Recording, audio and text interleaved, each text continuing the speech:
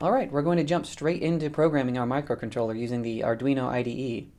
I also have our diagrams here in the upper right that we'll continue to reference. And I'll occasionally pull code over and copy and paste it into the file instead of just programming it all, typing it all out on video here. I think it's less error prone and probably a little more enjoyable to watch if you don't have to watch me fight syntax errors over and over. In the Arduino IDE, I've got some skeleton code here. Really, it's just what comes with Arduino's empty sketches, which is the setup function and the loop function. All I've really added are a couple of comments here indicating a few of the different portions of code that we'll write that I had in the lecture from the previous chapter. We'll have our global state, our update periods, and this is really just an indicator to make it easier for me to find the setup function as we start filling in more and more code here. But before we start writing code, I'll introduce a couple of concepts here inside the Arduino IDE. The first is the concept of board managers. So if you're using just a standard Arduino AVR board, that's already set up and ready to go for you. For us, we're actually using a microcontroller known as the ESP32S3, developed by a company called Espressif Systems. So if you search for Espressif, you'll see ESP32 by Espressif Systems. You'll want to click to install this board manager. If you search for ESP32, you'll see a second one here, the Arduino ESP32 boards. This support is from Arduino, and they really support just their specific boards. So you don't want this one, you want the one that says by Espressif Systems. The reason is that this board has support for a wider range of boards, not just those produced by the Arduino Foundation. For example, the company that developed the chip that we're using for this class is called Seed Studio, and they've included support by contributing to this open source library. So you'll find our Xiao ESP32 board inside ESP32 by Espressif Systems. For this first demo, we'll also need to install a library. In specific, you'll want WebSockets by Marcus Sattler. There are a few other WebSocket libraries you can find, but most of them didn't fit exactly what I was looking for. So if you have the inclination, feel free to search around at some of the alternatives, but all the code that I'm writing will be for this library developed by Marcus Sattler, which you can open and look at some of the standard metrics you might be interested in seeing, like how many stars, how many issues and pull requests, how many commits, when was the last time it was updated, are they receptive to open source contributions. Those are all factors that I look at when I'm trying to select a library, in addition to how easy are their examples to get and run. So with those two components, the Espressif board manager and this WebSockets library, we are ready to start programming our microcontroller. And we'll start at the top by including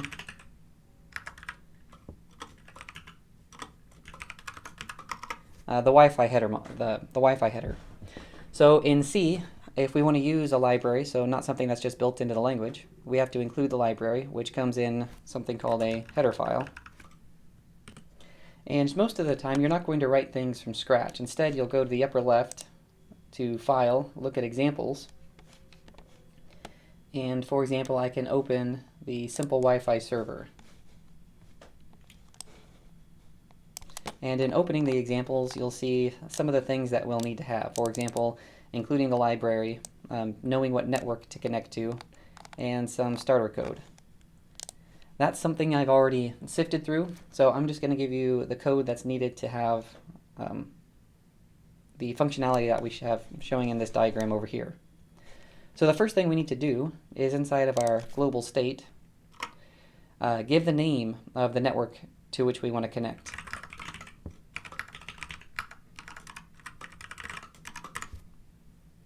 And this will immediately be a little different than what we saw before. Not only do we have more complicated types here in C, but we're going to connect to the Pomona Wi-Fi. And in fact,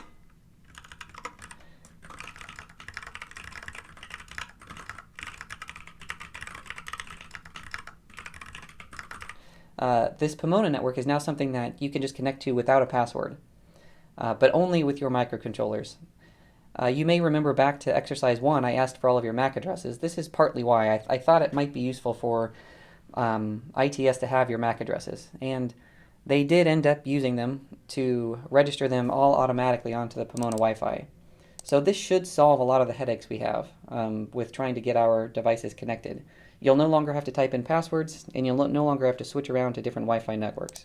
You should be able to connect to Pomona anywhere on campus, and have your laptop connected to Pomona anywhere on campus, and then be able to access your device. Once we have our SSID, which technically doesn't have to be up here, it's nice to put all your configuration at the top though, so you know where to go to change things. Once we have that, we can connect to Wi-Fi. So we'll call the Wi-Fi.begin function and pass in our SSID.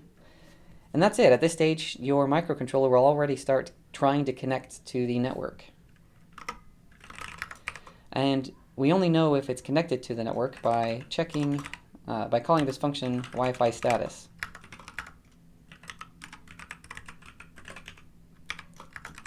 And until we're connected, we should just wait.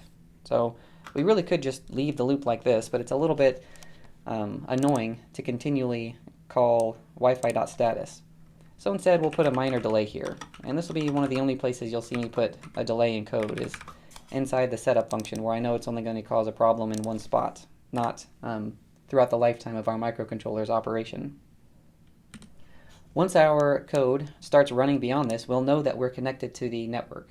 If it never gets beyond this, then we either have a typo here, or maybe your antenna needs adjusted. Or it could be that the network is actually down, but I suspect that won't be the main problem.